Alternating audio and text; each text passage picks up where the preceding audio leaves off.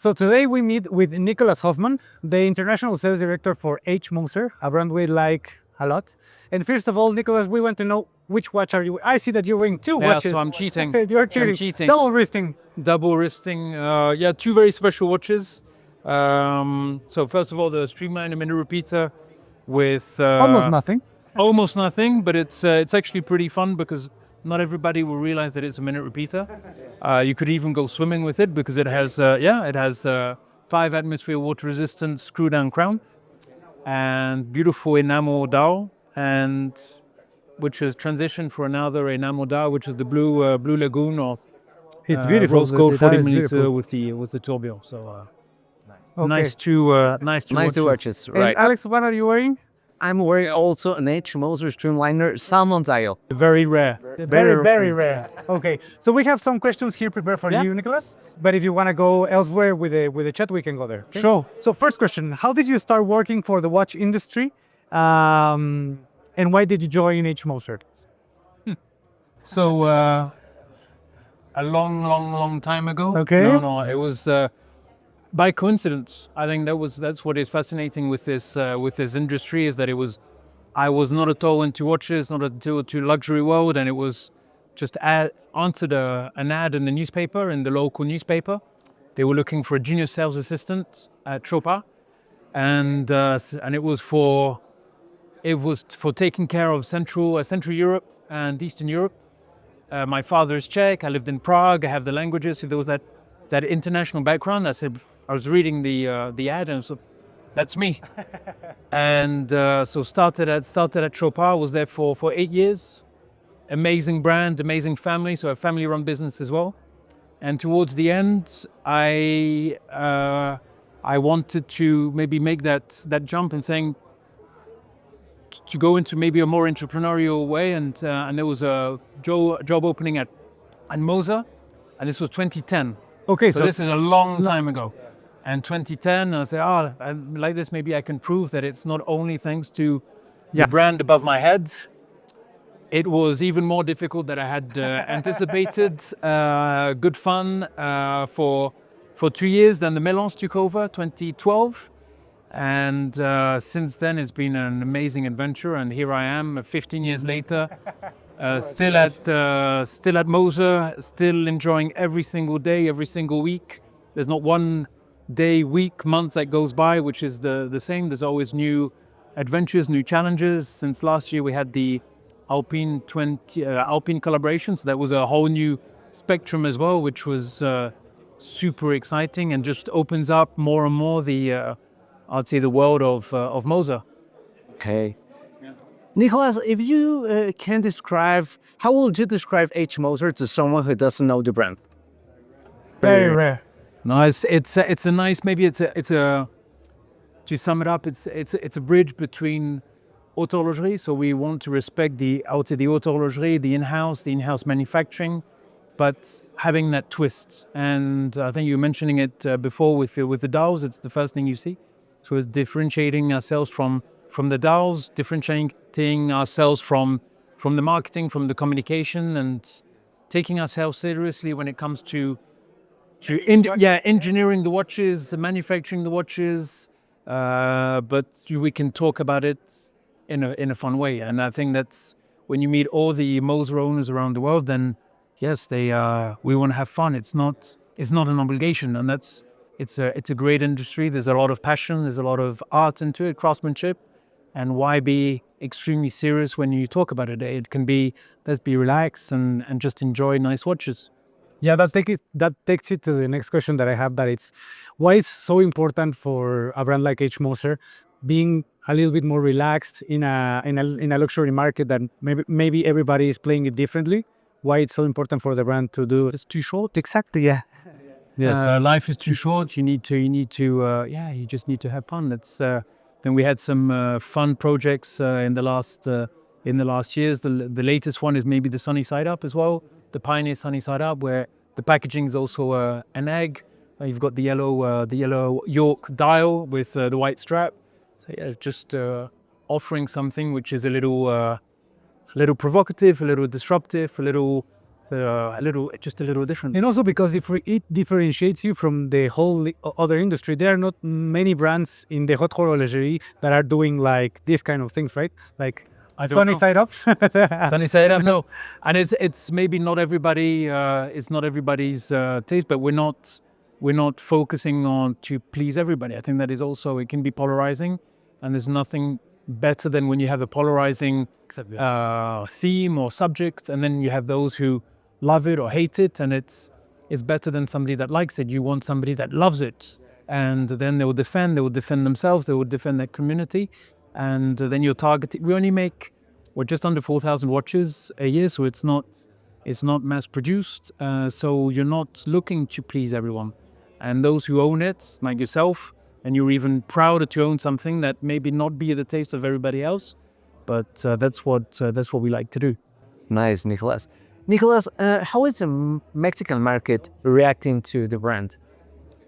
So every week I'm receiving requests on more products. So I think it's going great. it's a rather good sign. It's been good. We've had a great collaboration since just under a year now with Attila. So it was important for us to have a local team here in Mexico. Great partner with Burger as well here in Mexico City, and I think it was just perfect timing. There's in terms of where we stand as a brand, as where we are able to increase our production, and it was just, sometimes where the stars are aligned, whether it was us with our production, with the market positioning, whether it was with meeting the Attila team and Burger, so everything was just aligned. We had a fantastic year last year in October. Obviously, this first semester has also been extremely successful. And so it's the first time we participate now at the Summer Sierra, which is also a sign that we are investing a lot as well onto this very important market, and it's just the beginning.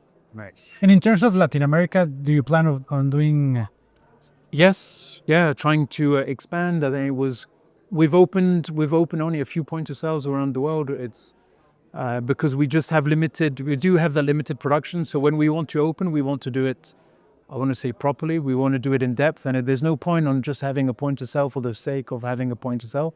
No, we go in, I would say full steam, and it's not a short-term thinking. It's really, we're here for 5, 10, I mean, I've been there for 15 years. So it's I hope to be around another 15.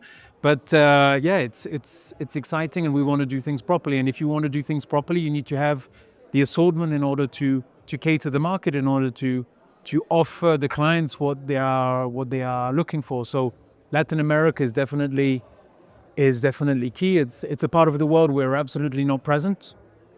So looking at, I would say, maybe some key markets, whether it's Argentina, whether it's Chile, whether it's Venezuela, whether it's Uruguay, maybe it's those are looking into those markets.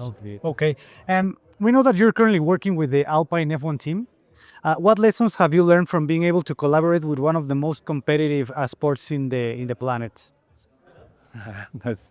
There's a lot of key learnings. I think there's maybe one fun fact is that when we want to go and visit the factory last year in Enstone in the UK, and it's a very fast moving pace. And their production plans can change several times a day. Oh my God, yes. Because they need to, as soon as they have something which has been optimized, improved, then they will immediately put it into the production pipeline in order to implement it into the car. So that was a key learning for us internally as well. And say, okay, how can we do that? But I would say it's a lot of teamwork. That whether it was Alpine, the way that they see themselves as elevating their positioning as a car manufacturer into the higher end, there was definitely a good match, and for us it was something which has been amazing in these 18 months now.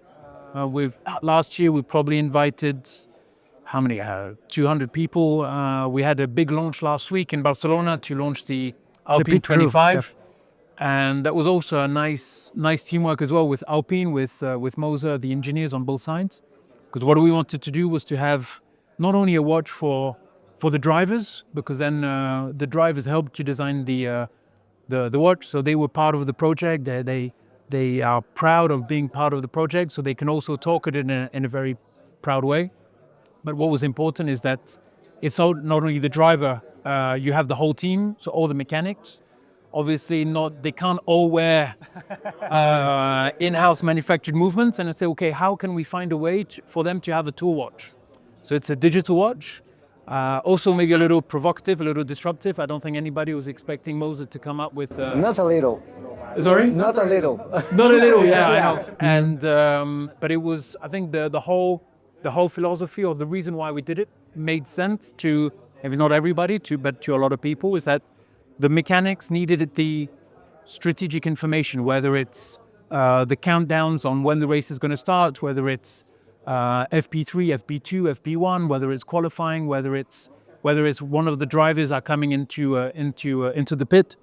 And there on the digital watch, you have at 12 o'clock, you have the analog display, but then at 6 o'clock, you have all the vital information, and they get push notifications from the chief engineer in the crew, and then it vibrates, and then you have all the information that pops up. So like this, in Barcelona, the 30 mechanics were wearing the watch, and they were receiving live notifications, and so they loved it, obviously, because then they could be part of the Moser world as well.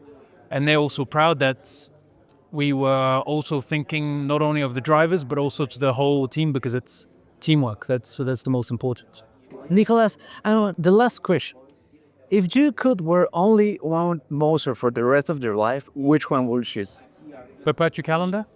Okay. So you The know, perpetual calendar, because the perpetual calendar summarizes what Moser stands for. Because when you see it at a first glance, you don't necessarily see that it's a perpetual calendar.